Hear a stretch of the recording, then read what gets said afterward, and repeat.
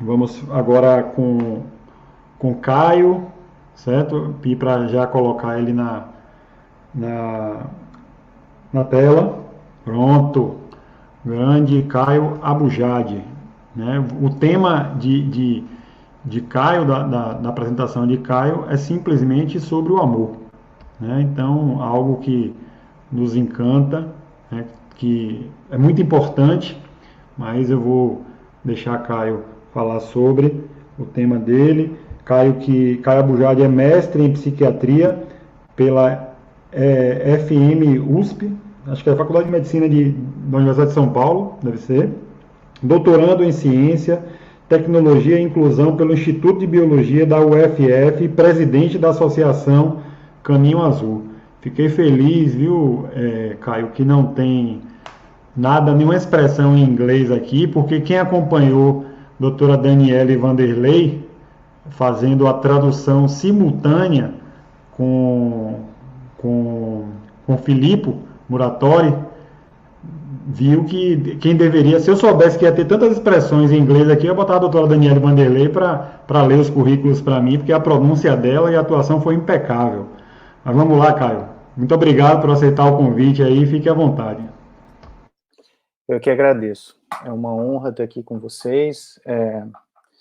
Esse congresso que tem sido impecável. Tenho aí a ilustre missão de encerrar a última palestra do dia, né, a última palestra do congresso. Espero que as pessoas estejam empolgadas, animadas e prontas para encerrar esse evento com essa palestra. Gostaria de agradecer toda a organização, a professora Milena, que fez o convite, e estamos juntos aí para todas as questões relacionadas ao mundo do autismo e tentar melhorar a vida das pessoas. É complexo e um pouco desafiador fazer minha palestra depois de palestras tão ilustres e tão boas, de professores nossos, né, professores que ensinam tanto para a gente no dia a dia, né, vamos dizer assim, e que sempre trazem aí a luz do pensamento científico mais integral e íntegro, né, que a gente pode ter.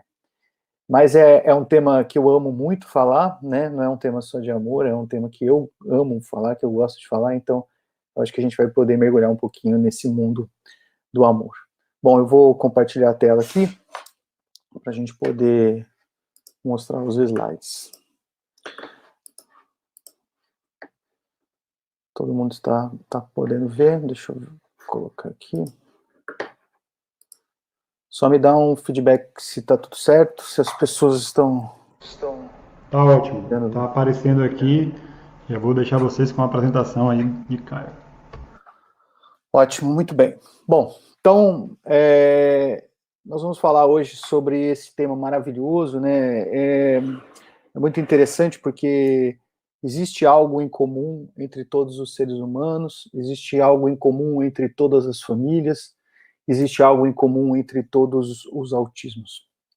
Todos sentimos este movimento, essa energia, essa proposta de relacionamento que envolve este sentimento, mais do que isso, este movimento que é a proposta do amor em nossas vidas.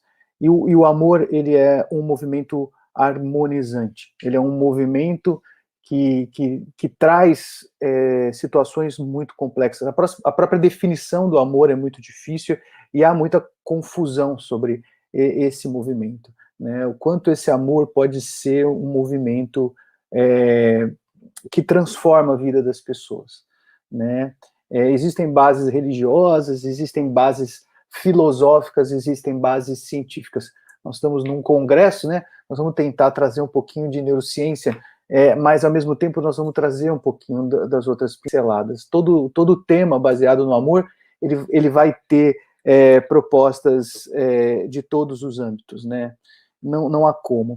Todas as ciências, todos os conhecimentos da humanidade, é muito interessante que eles começam no mesmo entendimento, né? Tanto a filosofia quanto a ciência e a religião estão tentando entender a natureza das coisas, da onde as coisas surgem, da onde as coisas nascem. E não há algo diferente de ser estudado, senão o ambiente que vivemos, a natureza, o movimento humano, e de como ele é diferente um pouco da natureza por ter essas altas capacidades de livre-arbítrio e de influenciar no outro de uma forma proposital, mudando o comportamento. Então, o humano, ele, ao ser estudado, ele traz peculiaridades, né?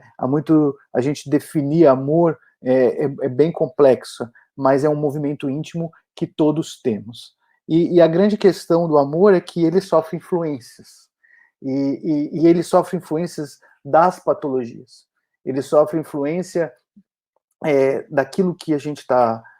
muitas vezes, quando a gente vai ver uma pessoa muito fria, ou uma pessoa que parece não demonstrar esse sentimento de amor, muitas vezes, ela, na realidade, a mente, aquele cérebro, ele está adoecido, né? E muitas vezes esse amor, por conta de uma mente adoecida, de uma razão que toma decisões erradas, corre e percorre caminhos patológicos, às vezes amando as coisas de uma forma inadequada, como, por exemplo, amando a si mesmo, como, por exemplo, amando condições específicas, ou amando o outro no sentido de querer ter o outro só para ele. E aí essa condição amor passa a ser uma condição extremamente agressiva e que não mais faz bem. Então, o amor, ele precisa caminhar com a saúde. O amor precisa caminhar com a sabedoria. O amor, ele precisa ganhar um tempero que qualifica a pessoa que ama, aquela pessoa que ama, como uma pessoa que faz uma atitude que leva o progresso, a mudança, a transformação, que traz a harmonia, né? Então, o amor bem visto é aquele amor puro, né? Que ele é embebido de uma saúde e de sabedoria. Por isso que é muito difícil a gente qualificar amor quando a gente está falando até do espectro do autismo, porque nós estamos falando, às vezes, de ambientes que estão sofrendo, ambientes que estão trazendo dificuldades. Então, a gente sabe que há amor, mas muitas vezes esse amor ele está prejudicado por mentes que estão sofrendo, que estão passando por muitas dificuldades, e que muitas vezes, por amor, acabam tomando atos, escolhendo, né, a razão toma decisões que muitas vezes não podem ser tão ligadas a essa situação relacionada ao amor puro, aquele amor que impulsiona, esse amor que nós vamos estudar hoje, né? Então, para a gente começar a entender, né, as bases do entendimento do amor, ela começa assim, esse amor romântico, né?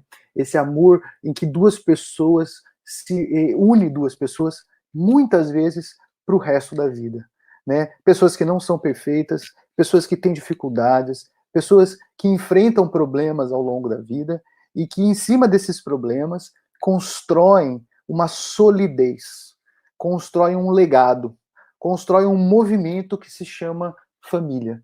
Esse movimento, ele é um movimento maravilhoso, porque ele é um movimento que, desde que se entende, desde que a gente se entende por gente, ele é um movimento que traz o futuro, né? É através da família que as crianças nascem e, em cima dessas crianças, elas são treinadas por essa sabedoria familiar, elas são embebidas de experiências, e essas experiências elas são temperadas com sentimentos. Então, para que isso aconteça, precisa haver esse campo, né? Então, nós vamos agora aplicar a ideia de que nós somos mentes, né? E essas mentes estão acopladas a um organismo, a um corpo, né? Essa mente é quem realmente pensa. E só que ela manifesta esse pensamento através de linguagens, de comportamentos, de movimentos que o corpo traduz. Então existe cada mente tem uma língua própria, tem um pensamento. A gente pode qualificar isso como um mentalês, a língua do pensamento. O nosso cérebro traduz essa língua, essa linguagem, né? E ele vai manifestando isso com palavras, com comportamentos e com ações E isso vai dando ao ambiente as qualificações da minha mente, né? Só que o ambiente me devolve isso. E ele pode me devolver isso com o mesmo afeto, com o mesmo carinho. Então, eu recebo experiências desse ambiente. Esse ambiente é temperado de emoções. E esse tempero de emoções, ele qualifica essas experiências de uma forma diferente. Então, se essas experiências forem experiências imbuídas em situações tóxicas, em situações aversivas, em situações que geram angústia, que geram sofrimento, que geram dor, que geram instabilidade, que geram um incômodo, ou que muitas vezes são neutras, eu recebo essas experiências de uma forma diferente de quando elas são embebidas de sentimentos positivos, de movimentos virtuosos, de um ambiente de qualidade, de um ambiente que pode ser chamado de um ambiente mais amoroso. Então, o sentimento amoroso, ele é o sentimento que qualifica os estímulos, que tempera os estímulos desse ambiente que chegam até mim. Então, eu posso temperar esse ambiente com esses sentimentos, ou muitas vezes esse ambiente também pode ser temperado por outras pessoas, ou por outros seres, por bichos, por exemplo, por plantas, e eu posso me sentir muito bem, né? E esse sentimento penetra em mim. O meu cérebro traduz essa experiência, traduz esse sentimento, e aí, para que a minha mente receba isso com uma qualidade, né? Então, quando nós vamos analisar cérebros de pessoas que estão neste movimento, nós vamos sentir diferenças nas regiões de recompensa, nas regiões de movimento social, nas regiões que gerenciam o comportamento, que gerenciam o afeto. Essas regiões passam a ser caracterizadas, elas passam a ter diferenças funcionais e morfológicas relacionadas a essa situação. Então, o interessante é que quando a gente vai experimentando esses estímulos, automaticamente esses estímulos eles passam a pertencer a gente. Nós passamos isso nos agrada, isso nos torna pessoas que preferem ambientes ou situações que são temperadas por esse sentimento. O cérebro, né, ele vai recebendo esses estímulos e as conexões dele vão mudando, né? Quando a gente avalia pessoas que têm um relacionamento amoroso e que estão no auge desse afeto, comparado com as pessoas, por exemplo, que acabaram de perder o amor ou se separar, nós vamos encontrar diferenças e nuances na funcionalidade, na formação de conectividade e no desenvolvimento das manifestações funcionais desse cérebro. Não é uma questão só da mente. Então, a mente, ela prega uma manifestação nesse cérebro, ela transforma esse cérebro. O estresse que essa mente recebe, ou o prazer que ela recebe relacionado às questões afetivas e amorosas, elas são bem peculiares e características e já descritas em estudos, né? É muito importante que a gente entenda este movimento de dois seres que estão tentando se unir, né? Então, são pessoas que não são perfeitas, né? São pessoas que têm suas dificuldades, que têm suas características e que podem provocar toxicidade no ambiente. Mas por conta deste sentimento, por algum motivo, o outro passa a não olhar mais aquilo que aquela pessoa tem de ruim. Aquilo que a outra pessoa tem de bom é muito mais valorizado. A gente passa a dar preferência para aquele outro indivíduo, porque aquele outro indivíduo tem características que me atraem afetivamente. A grande questão de todo esse movimento é que quando eu adoeço psiquiatricamente, esse amor ele passa a ser intoxicado. E aí eu passo a ter movimentos patológicos. Então, o ciúmes, por exemplo, é uma situação que nem essa. Eu passo a não só me sentir bem, o movimento do outro, ele se relaciona com a minha doença psiquiátrica, com a minha doença mental. E aí eu passo a sentir angústia no movimento do outro. Então, se o outro vai tentar falar com alguém, aquilo me provoca angústia. Se o outro vai sair de casa, aquilo me provoca angústia. E aí, então, aquele amor que era algo que me trazia bem-estar, passa a funcionar como uma toxicidade. Então, veja, o amor está presente, mas a doença psiquiátrica, a instabilidade, passou a dominar este cérebro. E aí era como se nublasse esse amor. É como se ele aquele indivíduo entra numa nuvem negra, né? E aquele amor que é o sol, por exemplo, está no centro desse cérebro e ele não consegue mais manifestar a sua luz. A nuvem nubla aquele sol e aí o amor ele fica nublado, ele fica transformado e as pessoas não mais sentem amor um pelo outro. Como vivemos numa sociedade hoje, onde os problemas psiquiátricos, os problemas psicológicos tomaram conta da nossa sociedade, a gente encontra muito o amor embebido de patologias. Então a gente encontra um movimento de angústia muito grande entre as pessoas. E essa angústia gera uma instabilidade nos relacionamentos. Isso é muito importante da gente entender. Por quê? Porque nós estamos falando de uma condição que, como muitos dos palestrantes descreveram até agora, elas vão gerar instabilidade, né? Elas vão gerar um sofrimento. E esse sofrimento, ele vai nublar esse amor, né? Ele pode nublar esse amor. Então, eu posso, na minha intimidade, eu posso sentir que eu amo, eu sei que eu amo, mas essa nuvem faz com que a manifestação do meu amor seja impactada. E aí, o movimento de ação do meu amor, ele é um movimento obsessivo, ele é um movimento ansioso, ele é um movimento dolorido, ele é um movimento instável emocionalmente, ele é um movimento preocupado demais, e aí eu não consigo gerar o estímulo ao ambiente, muitas vezes que é aquele estímulo que vai gerar essas mudanças cerebrais que são capazes de promover bem-estar e de promover um sistema de recompensa com qualidade e de promover situações. Então, e mais, esse amor hoje em dia, ele vem sendo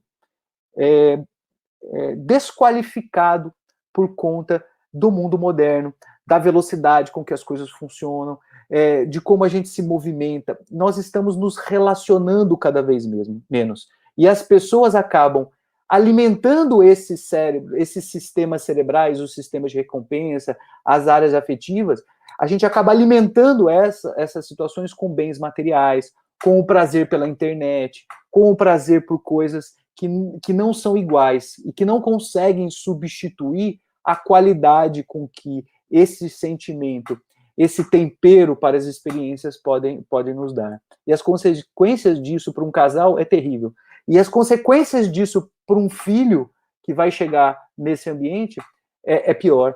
E para um filho ainda que tem algumas dificuldades, que poderia, através desse amor, vencer essas dificuldades, ou melhor suportar essas dificuldades, ou melhor promover um desenvolvimento, ele encontra uma barreira muito grande, que é a barreira da modernidade e desse mundo que não para um relacionamento, que não para um abraço, que não para um movimento afetivo, né? É um mundo onde as pessoas hoje, elas não param às vezes nem para comer, né? E por que a gente está falando de comida? Porque comida é um movimento amoroso, aquilo que a gente alimenta, né? É aquilo que a gente está trazendo para o nosso corpo, né? Era para ser algo prazeroso, em que a gente fazia em grupos, né? Em tempos remotos, as pessoas se uniam para compartilhar este momento prazeroso, onde o amor era de você repartir a comida, você repartir esse bem e todos ficarem felizes e satisfeitos.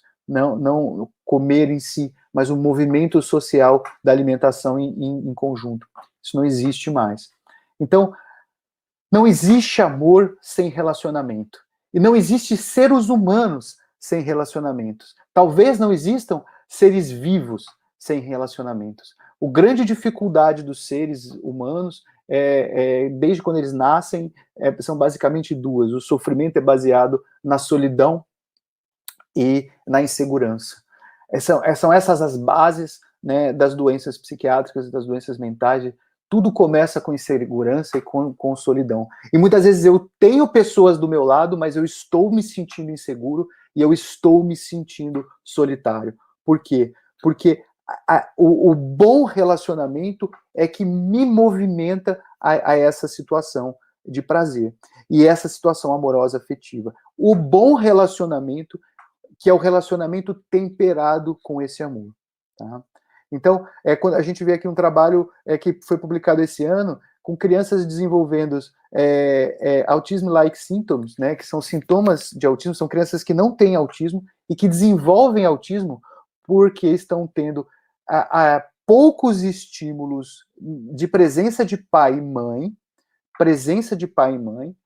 poucos estímulos de presença de pai e mãe, e excesso de vida digital antes do 1 ano e meio. Então, são crianças que são expostas exageradamente a telas, a eletrônicos, e em detrimento da vida social e da vida afetiva e da vida amorosa com os pais. E começam a desenvolver sintomas de autismo sem ter um quadro de autismo prévio.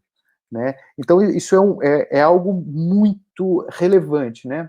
Então, isso é algo que vem sendo falado há um tempo e que foi publicado uma revisão, né, nesse momento, mostrando para a gente o impacto, né, disso. Né? Veja, aí não é um estudo pequeno, né? Foram estudados 2.152 crianças.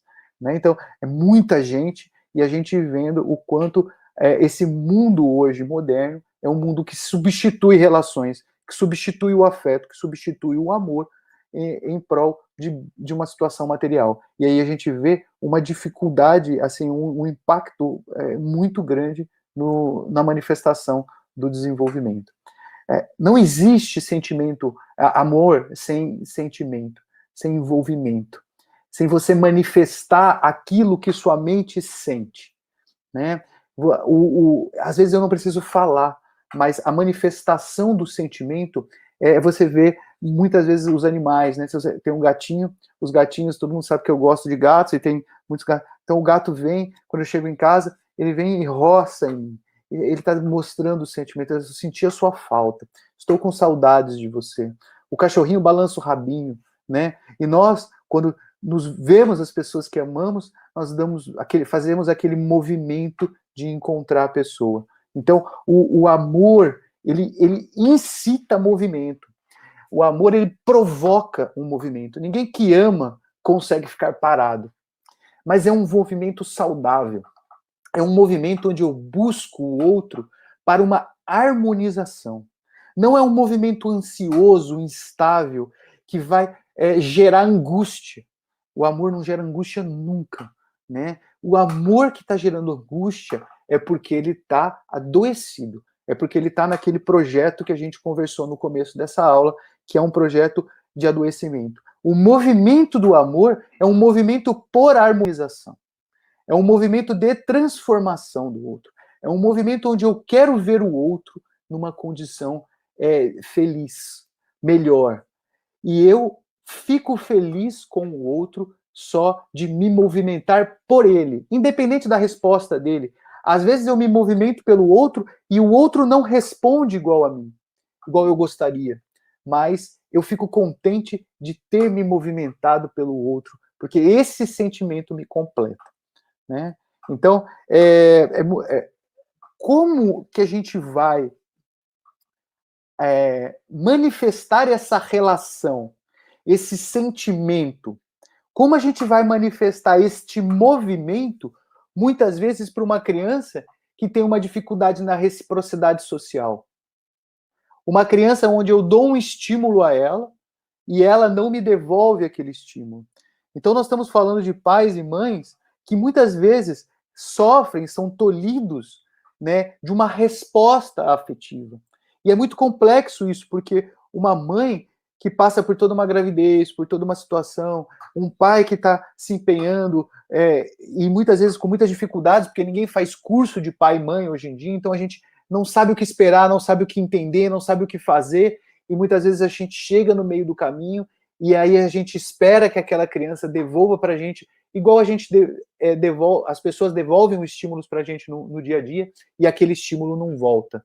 Né? E aí, aquela insegurança que eu falei para vocês, aquela solidão, elas se intensificam. Muitas vezes eu já estou instável, eu já tenho dificuldades psicológicas, eu já tenho dificuldades psiquiátricas, e aquilo meio que funciona como uma machadada no meu coração. E aí eu me sinto um vazio, eu sinto uma situação que é muito difícil de se explicar, só quem passa por isso sabe e entender. Então, como que eu faço para sentir que aquela mente que está por trás daquele corpo, para aquele cérebro que está tendo dificuldades, como é que eu faço para sentir que ele me ama? Ou como é que eu faço que o meu amor chegue até aquela mente? Essa a matemática bela que nós estamos estudando hoje em dia e que nós queremos passar para vocês. Não é porque eu não tenho reciprocidade no social, não é porque eu tenho dificuldades sensoriais inúmeras, isso é, eu tenho um distúrbio de senso-percepção, então quando eu vou aplicar a minha cadência sensorial, afetiva, que manifesta o meu amor por aquele bebê, por aquela criança, como que eu faço numa criança que está tendo um distúrbio sensorial, que está tendo uma dificuldade de cérebro social, como que eu faço para aquela pessoa sentir que eu a amo? Sentir prazer quando eu estou ao lado dela. E essa tem sido a matemática de estudo e de desempenho da maior parte dos terapeutas, dos processos psicológicos e psiquiátricos. O que a gente quer? Que esse relacionamento flua.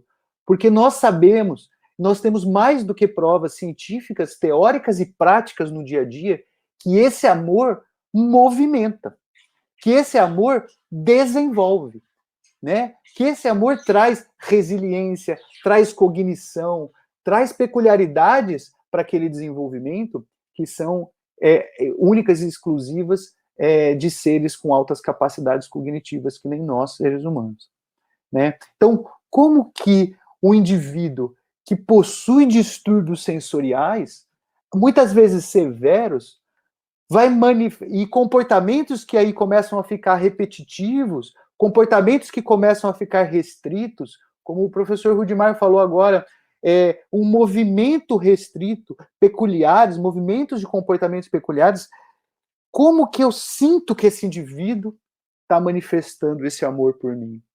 Porque muitas vezes esse indivíduo está manifestando o amor puxando meu cabelo, ou me mordendo, ou dando risadas aleatórias ao me ver, porque quando ele se morde ou quando ele puxa o meu cabelo, ele sente. Ele não sente dor quando ele puxa o próprio cabelo, quando ele se morde. Ele sente, às vezes, prazer quando está fazendo isso. E aí ele quer retribuir o mesmo. Ele quer fazer o mesmo comigo. Ou ele está angustiado tentando me passar alguma coisa, uma necessidade, mas o fato de ele me passar a necessidade dele mostra que ele tem um sentimento por mim. Por quê? Porque ele está me buscando para explicar que ele está sofrendo e que ele não está bem. E isso é uma manifestação de amor, né? Mas a gente tem aquela ideia de que o amor é só um movimento harmônico, bonitinho, e muitas vezes, quando eu busco o outro, a pessoa que eu primeiro busco quando eu estou em sofrimento, é a pessoa que eu amo, né? E fica difícil a gente traduzir isso, mas esse é um movimento importante da gente entender. Então, como traduzir o movimento afetivo amoroso de um indivíduo criança com autismo, né? Como fazer com que um estímulo amoroso afetivo de um pai chegue a essa criança com espectro autismo?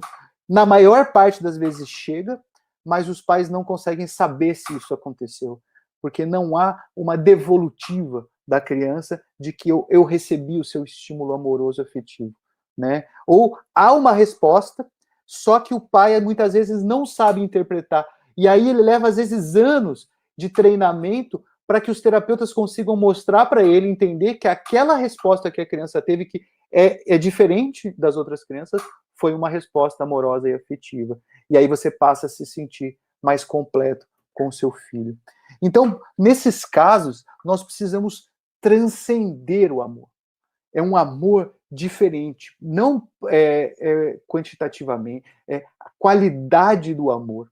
Nós precisamos transcender a ideia de amor, por uma ideia mais real. O amor que tudo pode.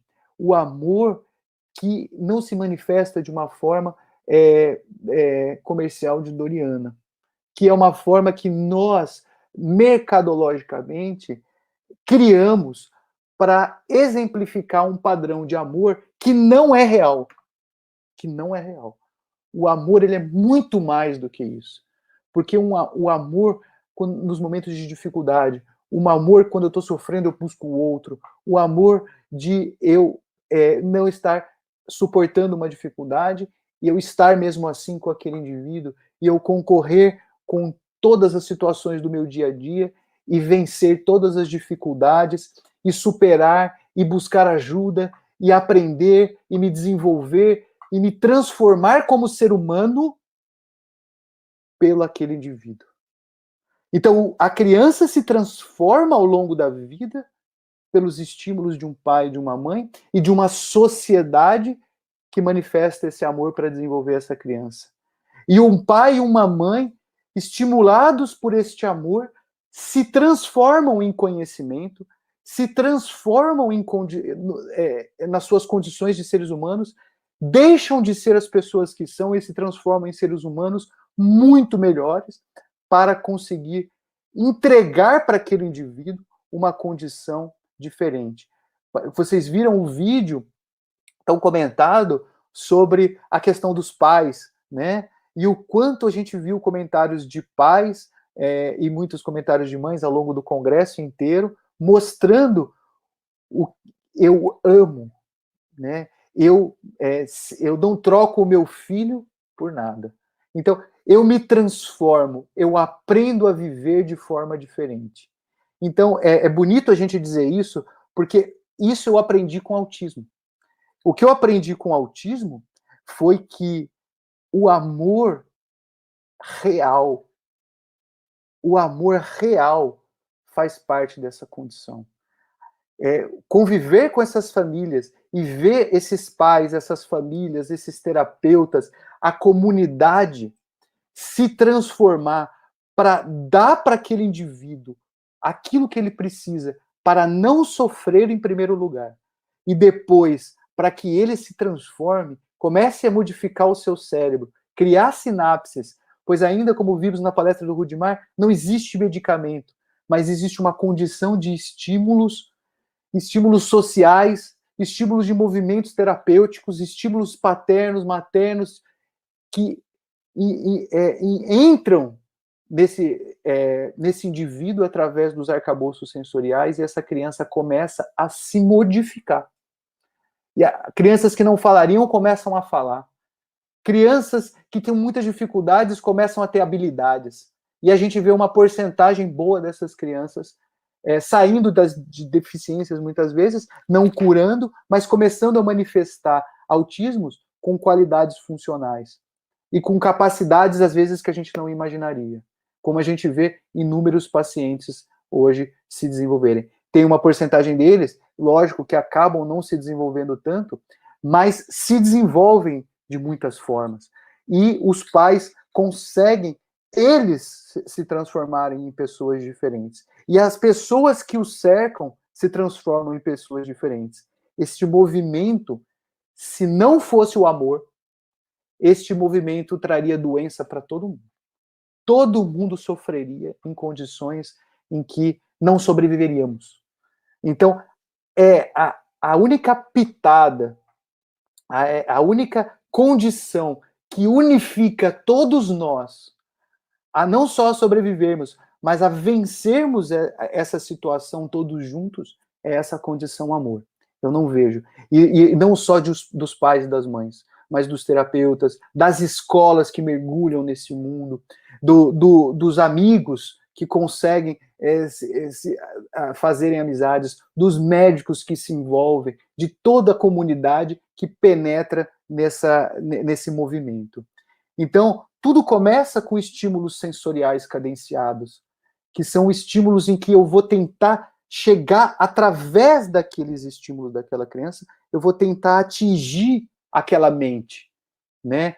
Ou eu vou tentar chegar naquele cérebro.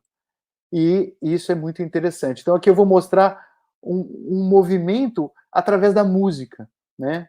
Que vocês podem ver, não é um indivíduo com espectro do autismo, é uma criança, mas é para vocês verem a manifestação amorosa.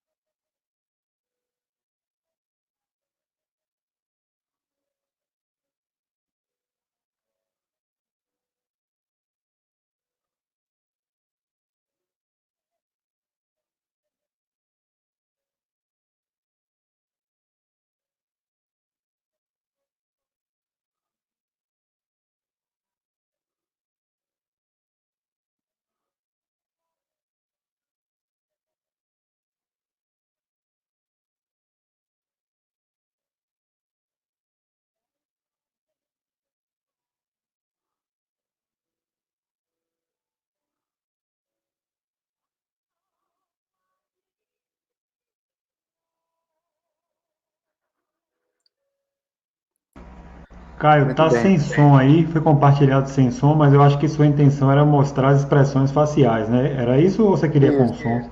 Não, mas o som, tudo bem, não tem problema. A senhora estava cantando uma música amorosa. Era importante eu transmitir o som. Ele fez o som aqui, mas ele não manifestou o som aí.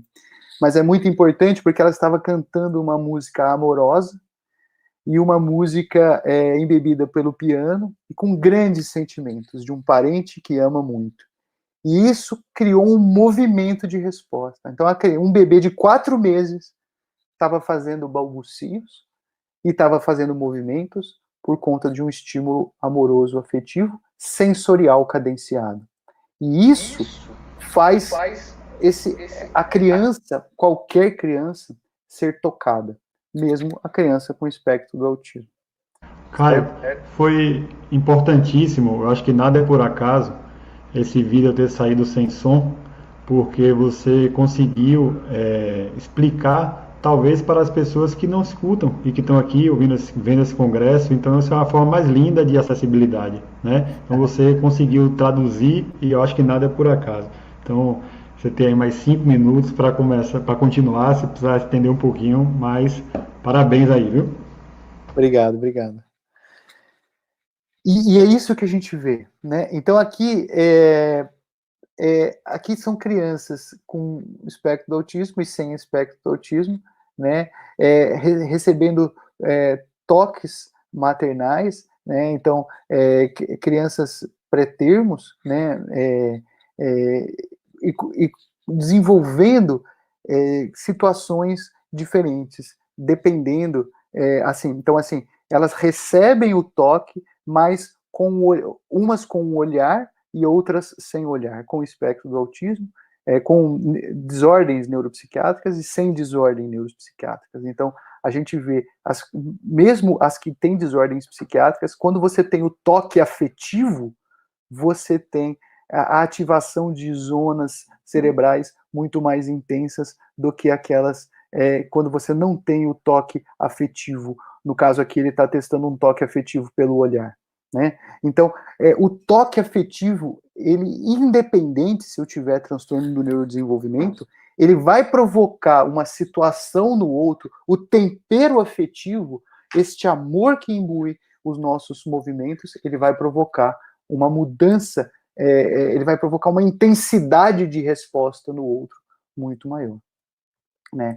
Aqui, crianças fazendo, mães fazendo massagens em crianças pré-termo, né? Dentro da UTI, elas faziam massagens, terapias, e o desenvolvimento da criança apresentava resposta diferente. O desenvolvimento completo, neuropsicomotor, apresentando respostas diferentes. Então, é difícil a gente falar que uma mãe que está na UTI, que acabou de parir, liberando muito ocitocina, não está imbuída de muito amor. E é óbvio que eles preferiam que quem fizesse a massagem fosse a mãe, porque a resposta quando a mãe dá essa massagem é completamente diferente. Então, este movimento que libera ocitocina e um monte de hormônio que ativam todas as manifestações funcionais e de conectividade do cérebro social, do cérebro de recompensa e de outras situações são muito importantes. Então, agora, nós estamos falando de familiares que amam, né? Mas eu quero chegar num movimento muito maior. Eu quero chegar em ambientes que amam. Eu quero chegar numa sociedade que ama. E uma sociedade que trata essa doença mental, que limpa a sua inteligência da doença mental, que passa a ter uma razão pura e que passa a poder manifestar amor em tudo que faz, no seu trabalho, nas suas condições. Quando a gente fala de uma sociedade inclusiva, a gente está falando de uma sociedade que ama a tudo e a todos. Quando a gente tiver uma sociedade assim, nem em inclusão a gente vai precisar falar. Esse tema não vai mais existir, porque o comportamento de todos nós vai ser um comportamento afetivo e amoroso. O ambiente, por natureza, será um ambiente amoroso. E aí, gente, desenvolver crianças nessas condições, quando tivermos ambientes enriquecidos de amor, serão uma condição completamente diferente. Nós não sabemos ainda o potencial máximo de desenvolvimento de crianças com autismo em ambientes enriquecidos de amor. E aqui a gente está falando de estudos sobre enriquecimento do ambiente que já começam a mostrar a diferença de ambientes enriquecidos em modelos animais, mas que quando a gente for enriquecer o ambiente de modelos humanos, não pode faltar esse tempero magnífico que é o amor. E esse tempero vai ser a base do desenvolvimento de protocolos de enriquecimento do ambiente de seres humanos. E nós vamos precisar nos tratar.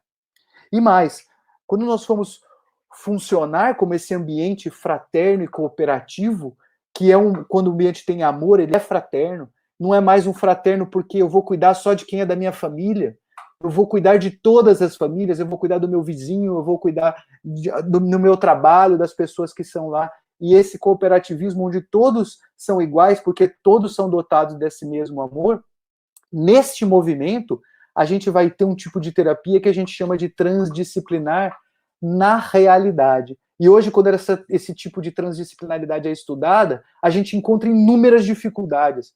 Por quê? Porque a gente ainda não consegue olhar o outro que está trabalhando numa outra especialidade. Então, vamos supor que eu sou psicólogo, tenho fono. A gente consegue funcionar em equipe, mas a gente ainda não consegue funcionar de uma forma transdisciplinar, onde eu entendo completamente como é o outro. Quando eu olho para o outro, eu já sei o que ele está fazendo. Eu não sei o que o médico faz. Vocês podem imaginar uma sociedade, uma equipe, onde você tem escola, médicos, terapeutas, famílias, todo mundo imbuídos desse sentimento e mergulhados numa profundidade de relacionamento que a gente ainda não conhece. E isso vai dar para o desenvolvimento de crianças e de crianças com espectro do autismo uma magnitude que a gente que a gente ainda não entende. Gente, isso é tecnologia de desenvolvimento, tá? Isso é tecnologia de desenvolvimento. A gente fala muito de tecnologia, de desenvolver X, Y, Z e tal, mas quando tivermos a tecnologia do amor imbuída em toda a nossa sociedade, a nossa busca termina. A gente não sabe do que isso é capaz de fazer numa sociedade inteira.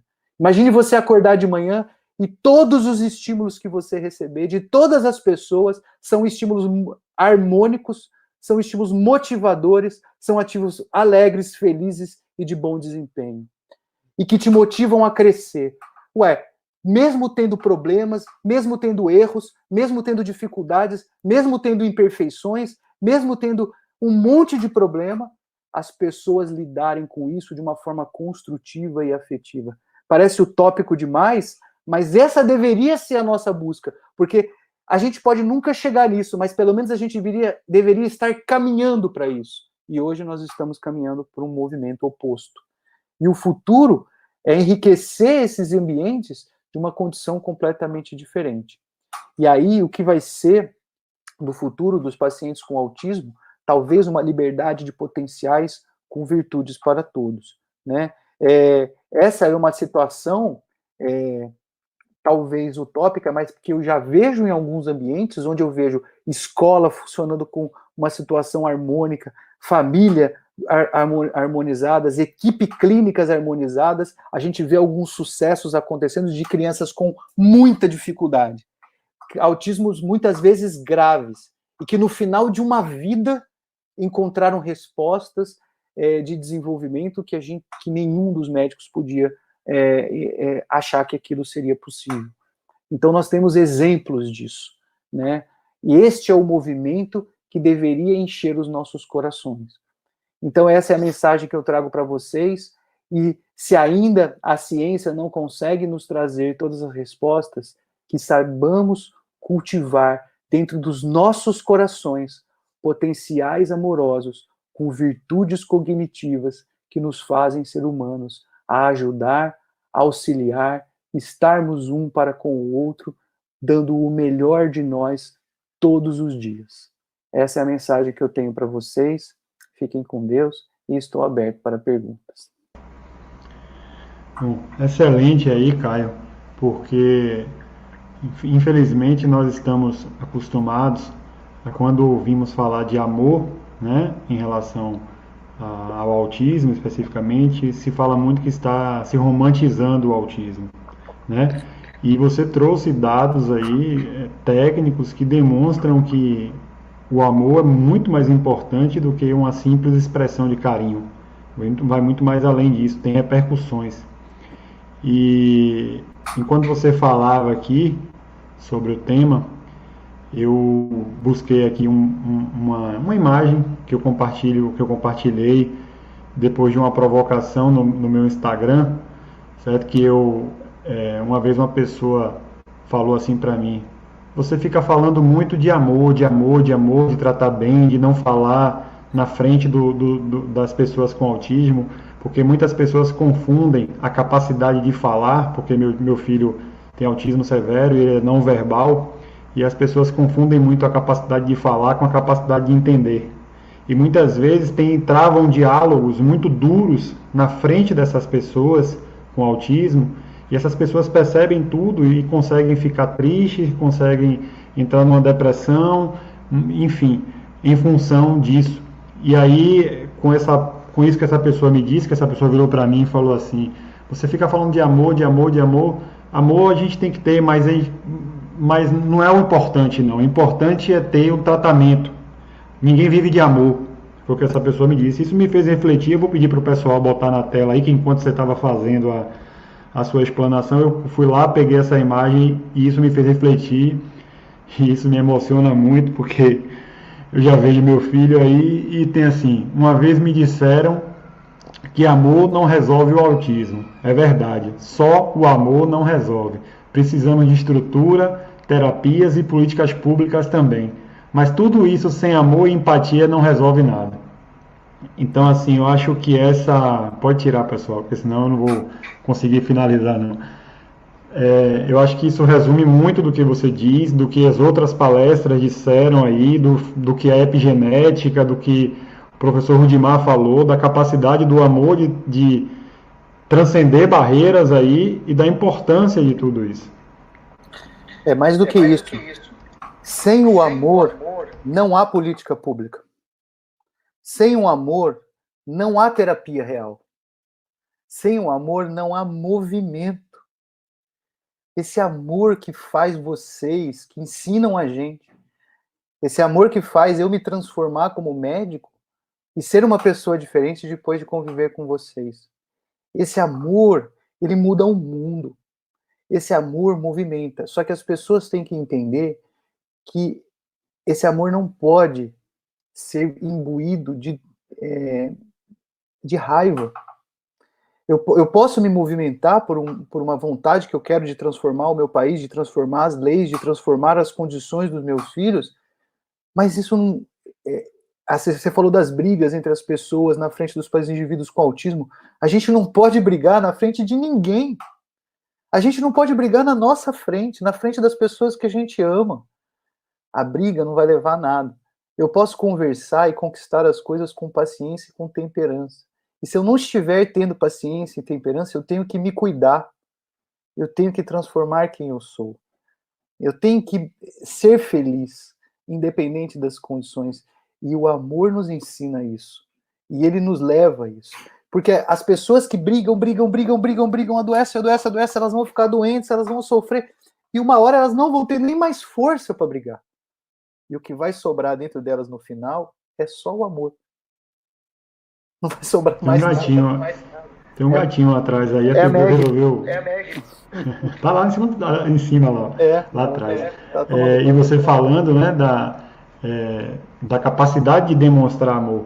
Meu filho, apesar de não falar uma palavra, ele consegue, com o olhar dele, me transmitir tanto amor. E eu chego em casa, às vezes, e ele sai me empurrando, assim, sai me empurrando, me leva para a cama, me faz deitar na cama. E sabe o que ele faz? Sem dizer uma palavra, ele fica me cheirando, ele fica me abraçando, ele fica me cheirando. Então, qual é uma das maiores características do autismo? É a dificuldade de interação social. É a dificuldade... E olha o que ele faz, um autista severo, um autista não verbal. Enfim, eu acho que foi muito aprendizado isso aqui. Eu acho que valeu muito para os pais. Espero que tenha valido muito para muitos profissionais que são estritamente técnicos, sabe? De achar que isso não é tão importante, enfim, eu acho que Isso é muito é. interessante, Leonardo. A gente saiu de uma saúde que no início do século XX colocava assim os pais como sendo a causa do problema, né? Vamos dizer assim. Até no começo da década de 50, 60, ainda isso era uma coisa assim. Depois, aí se provou que os pais não eram a causa do problema. Aí o que acontece? Aí a gente fala assim, não, então os pais não são a causa do problema, mas tira os pais dos tratamentos. Então você levava, na década de 80 e 90, você levava o seu filho num psicólogo, você não podia participar da terapia. Você não podia participar da terapia, porque você atrapalhava. Você já imaginou isso? Alguém chegar para você e falar assim, ó, você não pode participar porque você atrapalha o desenvolvimento da terapia. Aí a gente, lógico, começaram os programas de treinamento parental no começo agora do século. O sucesso foi tão grande, foi uma coisa absurda, porque os pais começaram a participar dos tratamentos. E agora, com a pandemia, ninguém podia encontrar os pacientes, né? E aí foi muito interessante, porque começamos a fazer terapia online e já começaram a sair uns trabalhos chamados Parent Mediated Therapy. Então, o terapeuta treina o pai e o pai vira braço terapêutico, o pai e a mãe, né? Vamos dizer assim. E a resposta é inacreditável. O que eu peguei esse semestre, agora que a gente está voltando no presencial, atendendo as crianças que ficaram 6 meses de pandemia, os pais que não entraram em pavor, que assim, aumentaram a conexão com os filhos, porque ficaram mais tempo com os filhos, e que se imbuíram de conhecimento dos terapeutas, e começaram a aplicar as atividades terapêuticas nos filhos, foi algo inacreditável. Eu nunca tinha visto. Eu imaginava que eu ia voltar da pandemia e todas as crianças iam estar piores. E uma grande parte delas estavam melhores, por estarem se relacionando mais com os pais, que são as pessoas mais amorosas que convivem com elas. Então, a gente não tem como negar isso. Né? A gente não tem como negar isso. Né? Precisamos entender que o movimento é esse. Né? O movimento é nos imbuirmos deste sentimento, todos nós, para estarmos com essas crianças e com todas as crianças e com todos os outros seres humanos.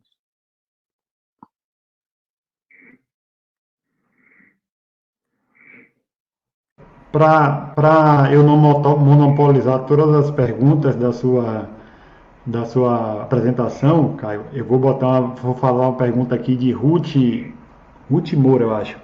É, Caio, como nós terapeutas podemos fazer uma terapia baseada no amor, unindo a técnica a essa abordagem afetiva? Então, o amor é sempre o tempero. A técnica afetiva, ela é assim, o amor, a técnica é uma técnica que vocês vão aprender e que vocês já têm. O amor é aquilo que ele vai desde o momento que você acorda até o momento que você vai dormir. Quando a gente acorda, a gente precisa estar pronto para enfrentar aquele dia de uma forma motivada e animada. A gente precisa já recapitular e já botar na nossa cabeça tudo que a gente vai fazer, todos os pacientes que a gente vai atender e como vai ser o nosso movimento, porque o amor, ele estimula a cognição moral, que é a nossa cognição virtuosa. São as áreas mais nobres do cérebro que fazem com que nós nos preocupamos com todo mundo que a gente vai encontrar. Então, nós terapeutas, os médicos, nós vamos encontrar aqueles pais, aquelas mães, eles têm um comportamento, às vezes, difícil, porque eles estão passando por essa dificuldade, porque a mãe faleceu de Covid, a avó, porque o menino está desse jeito, porque a criança não está bem, porque aconteceu isso. Então, eu me preparando mentalmente, quando eu chego diante dessa família, desse indivíduo, o meu comportamento passa a ser um comportamento para o outro. Eu recebo aquelas pessoas de forma diferente. O meu sorriso é de forma diferente. O meu comportamento afetuoso é preocupado com o bem-estar daquele indivíduo. E, tecnicamente, quando eu for aplicar aquela atividade terapêutica, ela começa a receber um tempero e um envolvimento que ele é diferente. E isso a criança carrega com ela. Não tem ser vivo que mais carrega o sentimento amoroso para casa do que uma criança com autismo, né? Então, e esse movimento vai do se autocuidar. Eu não tenho como manifestar o meu amor, o meu afeto, se eu estiver adoecido, se eu estiver sofrendo, se eu não dormir à noite, se eu ficar de madrugada no Netflix, se eu ficar... O comportamento amoroso, ele exige uma renúncia, muitas vezes, que eu preciso cuidar de mim, abdicar, muitas vezes, de muitos prazeres exageradamente. Não vou encher a cara no dia anterior de atender a criança, porque eu sei que no dia seguinte eu vou estar de ressaca, e eu não vou conseguir manifestar o melhor de mim. Eu sei que eu sou médico, psiquiatra, doutorando, mas eu gosto de Jesus, viu? Porque ele falava uma coisa muito interessante, ele falava assim, ó, sedes perfeito. E ele não queria dizer que você fosse perfeito, igual Deus, sei lá, igual a ele era. Não, ele queria dizer assim, ó, seja o melhor de você todos os dias. Isso é de uma sabedoria, gente. Você acordar de manhã e ser o melhor de você em todos os seus relacionamentos, porque o amor não é só uma coisa de frufru, de você ir lá e dar carinho só. O amor é você usar sua sabedoria, sua inteligência, sua cognição. Nós somos inteligentes. A gente sabe muito bem como é o outro, por que o outro é daquele jeito, que tipo de estímulo o outro vai trazer para mim, que o outro vai vir, às vezes, com pedras para cima de mim, o outro está angustiado, está sofrendo, ele vai trazer um monte de angústia, eu tenho que receber aquilo, absorver aquilo e devolver um estímulo positivo.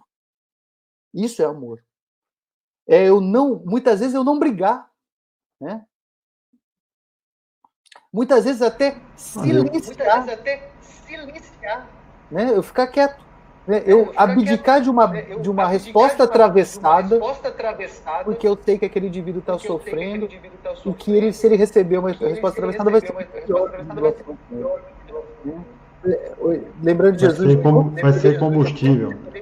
Que no final da vida dele, ele que tinha capacidade de botar o dedo na cara de todo mundo ali, do Pilatos, mostrar quem ele era, de todo mundo ali que ele ajudou, salvou, curou, dos apóstolos que fugiram dele, ele fica calado até o fim, não fala uma palavra. Aliás, ele fala, no final de tudo ele vira e fala, eu perdoo todo mundo. Né? Eu perdoo todo mundo. Quer dizer, isso é amor, gente. Tá? Porque é isso que a gente tem que entender, que tem que manifestar, a gente tem que usar essa inteligência, essa nossa capacidade, a nossa sabedoria, o máximo do nosso poder mental, para nos relacionarmos com o outro com uma inteligência que não agride, que bloqueia os nossos impulsos, os nossos automatismos agressivos, os nossos primitivismos e manifesta aquilo que a gente tem de melhor. Valeu, Gustavo, Caio. Muito obrigado aí. Foi excelente. Fechou com chave de ouro. Lhe agradeço mais uma vez aí em nome do Congresso Labirinto.